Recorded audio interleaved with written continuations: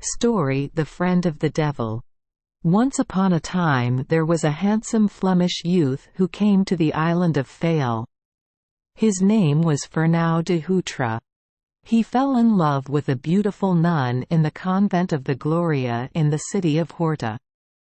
One day the devil appeared to him. "Since you fell in love with this fair nun, I see you are a friend of mine," said the devil. The young man had not known this, but he replied, "Say rather that I will be your friend if you help me get possession of this nun I love." "Very well," said the devil, "but you will have to make a bargain with me." "What is it?" asked Fernão, rather anxiously. "Grant me your solemn pledge that you'll give me all your children," responded the devil. "Agreed," said Fernão. After that he saw much of the devil. The nun, however, was as devout as she was beautiful. She refused to break the vows she had made and flee with the Flemish youth. She firmly resisted both him and the devil. "You are not a true friend to me after all," said Fernão to the devil sadly. "But you are my friend," said the devil in reply. Soon after, Fernão de Hutra left the city of Horta and the island of Fayal and went to join his kinsmen who had settled in Angra in the island of Terceira. Here his handsome face won many friends for him among the youth of the city. To some of these he confided the story of his relations with the devil.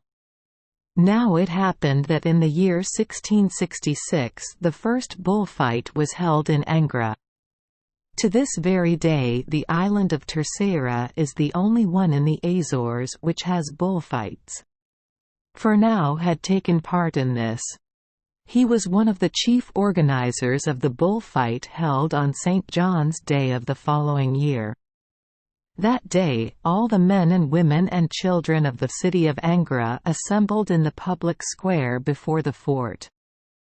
The bullfighters, richly clad, rode forth upon prancing steeds decked in costly velvets with streamers and ribbons of gold and silver which sparkled in the bright sunlight. The youths were resplendent in their garments of crimson or purple or blue velvet, richly embroidered. Fernão de Hutra was radiant in his jacket of blue decked with pearls, with a plumed hat upon his handsome head. He carried a yellow banner embroidered with the arms of his family. Gay music sounded. The bulls were brought into the ring.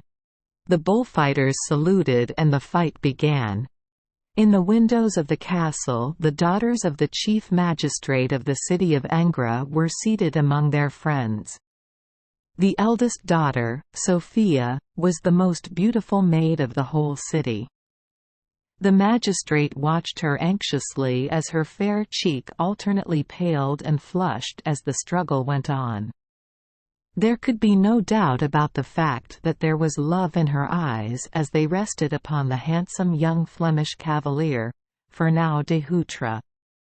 She was wearing his colours and in her hand she carefully held his bouquet of flowers. The ribbon which tied them secured also a piece of paper upon which were written these words, "Oh, beautiful maid of my heart's desire, for your dear sake I'd go through fire." The magistrate withdrew from the gay scene into the silence of the great hall of the castle. He bowed his head upon his hands. "This youth is the friend of the devil," he groaned. "I cannot consent to my daughter's marriage to him. He has promised to give all his children to the devil, they say. I cannot allow my own grandchildren to be given to the devil." That very day he began to plot how to get rid of the handsome young Fernão. Now in the bay before the city of Angra there are two rocky islands called today just as they were then, the Ilhas de Cabras, the Islands of Goats. The brother-in-law of the magistrate was the owner of these barren islands. There were a few goats there, a few mulberry bushes, and a tiny spring of fresh water. The magistrate called his brother-in-law to him as soon as the bullfight was over. He told him all his fears and asked if he might use the islands as a place of banishment for the young Flemish cavalier who was the friend of the devil. "You are quite welcome to use these islands for so worthy a purpose," replied his brother-in-law. "Indeed, I have often thought that the deep cave on the island led into Inferno. It is a most fitting spot for the habitation of the devil's friend." Thus it happened that the handsome young Flemish cavalier was seized and borne away to the barren rocky islands in the Bay of Angra. When he was received there, a great earthquake shook the whole island of Terceira. When at last the people of the city of Angra were through contemplating all the destruction which had been wrought, someone looked in the direction of the island of goats. They saw that a great piece had been broken away from one of the islands. Thus it was that the devil received his friend. Thank you for joining us for today's fairy tale. We hope these stories bring joy and meaning to your day. If you love our channel, please hit the subscribe button so you won't miss any exciting tales. Wishing you a good night and sweet dreams. See you in the next story.